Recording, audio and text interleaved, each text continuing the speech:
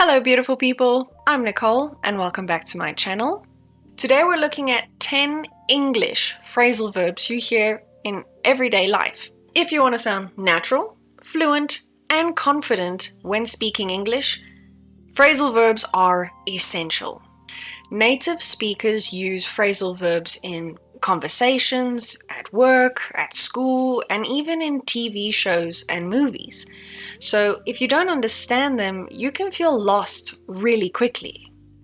But don't worry, by the end of this video, you're gonna understand 10 of the most common phrasal verbs used in everyday English. You're going to learn how to use them, and I'm going to explain the difference between their literal meaning and their real meaning.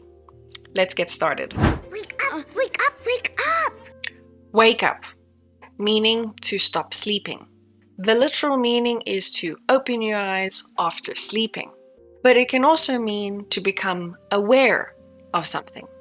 For example, I wake up at 7 o'clock every morning, and he needs to wake up and realize the truth. Turn on the TV, Elise. You turn it on. I turned it on yesterday. Turn on, meaning to activate something. The literal meaning is physically pressing a button, but it can also mean when someone suddenly attacks or criticizes someone.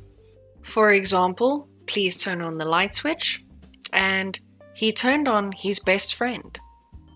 Turn that off. I'm mad at TV. Turn off, meaning to deactivate something.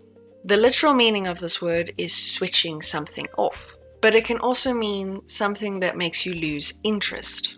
For example, please turn off the TV before you leave, and bad table manners are a real turn-off. Looking for the meaning of life.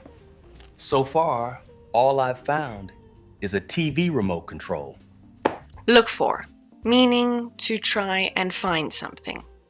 The literal meaning is looking for something with your eyes, but it can also mean searching for opportunities. For example, I'm looking for my keys, and she's looking for a new job.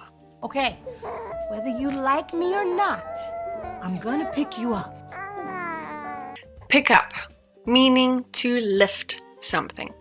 The literal meaning is to pick something off of the ground, but it can also mean to collect someone or improve a skill. For example, please pick up your bag and I'll pick you up at 8. Or she picked up English very quickly. Boys, put those guns down. Say what? Put down, meaning to place something somewhere. The literal meaning is to place something down, but it can also mean to criticize or insult someone. For example, please put the book down on the table, and my boss keeps putting me down in front of others. We didn't run out of television screens and planes. We ran out of food. The world needs farmers. Run out of, meaning to have none left. Literal meaning no more of something remains, but it's often used for time, money, and energy. For example, we ran out of milk, and I'm running out of time on my new project. That's what I gather, but I can get along with anyone, and I'm here to learn about your world, give help where I can, so...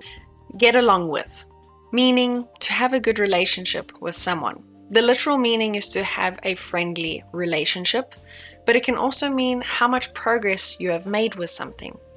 For example, I get along with my colleagues. And how are you getting along with your history essay? Happening at Noah's school. I'm trying to find out. Okay? Find out, meaning to discover information. The literal meaning is to locate information, but it is often used when discovering surprising information. For example, I found out the answer. And she found out he was lying. Take off your clothes. Go in there and take off your clothes. Take off, meaning to remove something. The literal meaning is to remove clothing, but it can also mean something becomes successful really quickly. For example, please take your shoes off at the door. and her business took off really quickly. Let's do a quick recap of all the phrasal verbs that we've learned today. Wake up, turn on, turn off, look for, pick up, put down, run out of, get along, find out, take off. I'm going to give you a challenge. Choose 2 or 3 of the phrasal verbs from today's video and add them into the comment section, creating your own sentences using them. I'd love to see what you guys come up with. Now let's put some of the phrasal verbs in a real lifestyle story so that you can hear how they actually sound in conversation. Let's get started. So my friend James recently got offered an incredible job opportunity. The salary was amazing, the company was well known, and honestly, his career could really take off. But here's the problem. He didn't think he was ready. I had to tell him, James, you need to wake up. Opportunities like this don't just fall from the sky. He kept looking for reasons not to accept it. He said he might run out of time, or maybe he wouldn't get along with the new team.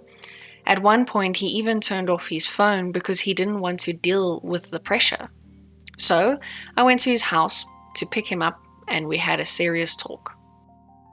I told him, stop putting yourself down. You're qualified, you're talented, and if you don't try, you'll never find out what could happen. After an hour of convincing, he finally said, Okay, I'll take off the fear and just do it. 2 weeks later, he called me and said, you were right. Things are going really well. I'm so glad I didn't run away from it. And that's how a few phrasal verbs can literally change your life when it comes to conversation. It just feels a little bit more meaningful, a little bit more emotional. You feel like you're making a bigger impact on another person's life when you use phrasal verbs, because sometimes saying the literal words just don't hit it as hard. Remember, fluency is not about knowing and using difficult words. It's about using common words naturally and confidently. Be cool, not a fool. Subscribe for more English tips. And if you would like one-on-one classes with me, please scan the QR code on the screen or click the link down in the description to get access to my Preply profile. And I'll see you next time.